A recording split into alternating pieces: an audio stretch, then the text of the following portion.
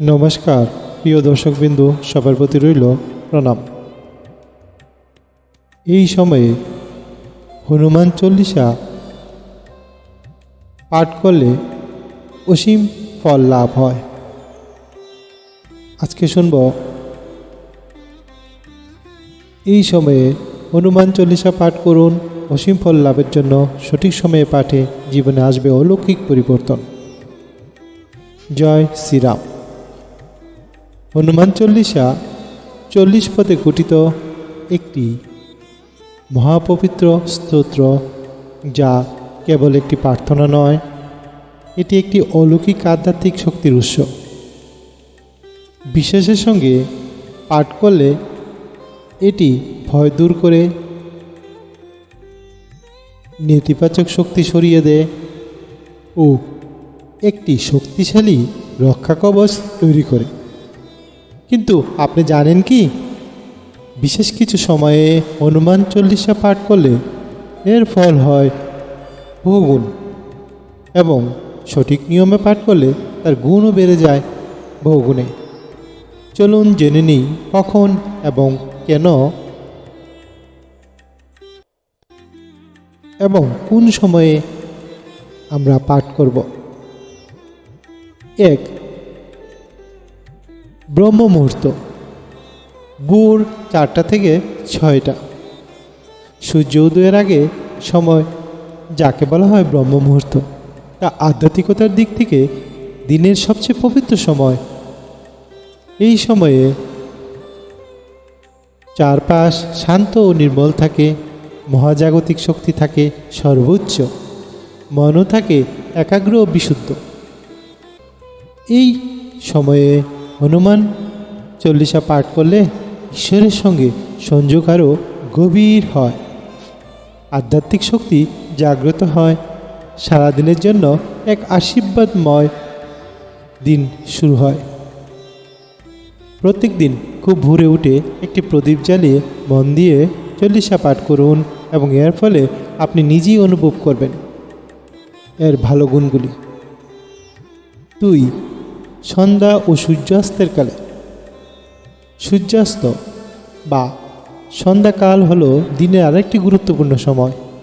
এই সময়ে নেতিবাচক শক্তির প্রভাব বেড়ে যায়। দিন থেকে রাত্রের মধ্যে একটি পরিবর্তন ঘটে।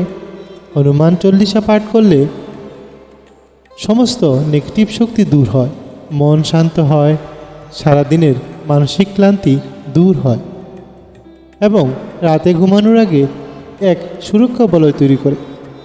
এই সময় একটি প্রদীপ জ্বালিয়ে ধ্যানমগ্ন হয়ে চল্লিশা পাঠ করলে মন ও পরিবেশ উভয়ই পবিত্র হয়ে ওঠে। 3. মঙ্গলবার ও শনিবার, হনুমানের দিন। হনুমান মন্দিরে ভক্তদের খুব ভিড়। মঙ্গলবার ও শনিবার এই দুইটি দিনে বিশেষভাবে উৎসর্গ করা হয়েছে বজরংবলী হনুমানজিকে। এই দিনগুলিতে হনুমান চল্লিশা পাঠ করলে কী হয়?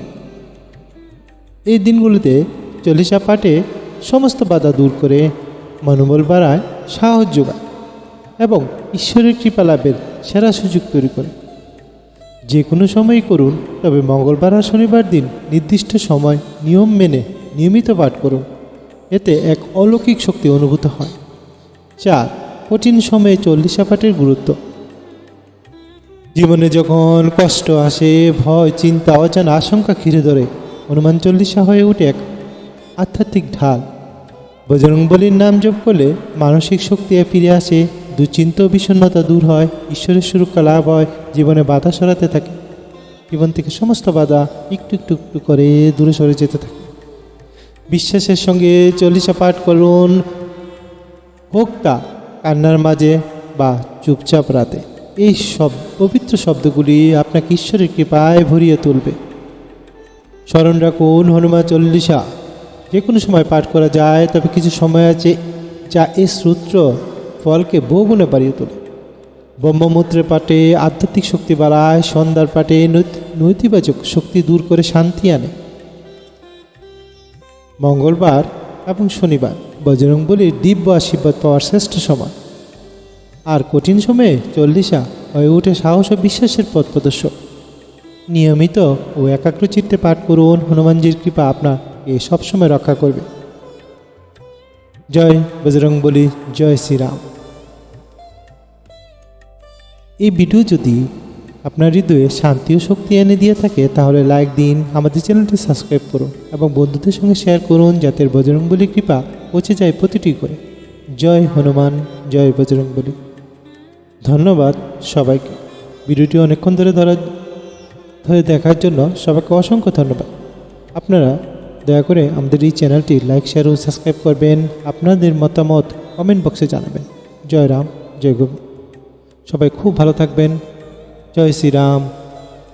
রামের কৃপা সবাই আপনাদের উপর বর্ষিত হোক, হনুমানজির আশীর্বাদ আপনাদের উপর বর্ষিত হোক। জয় বজরংবলী।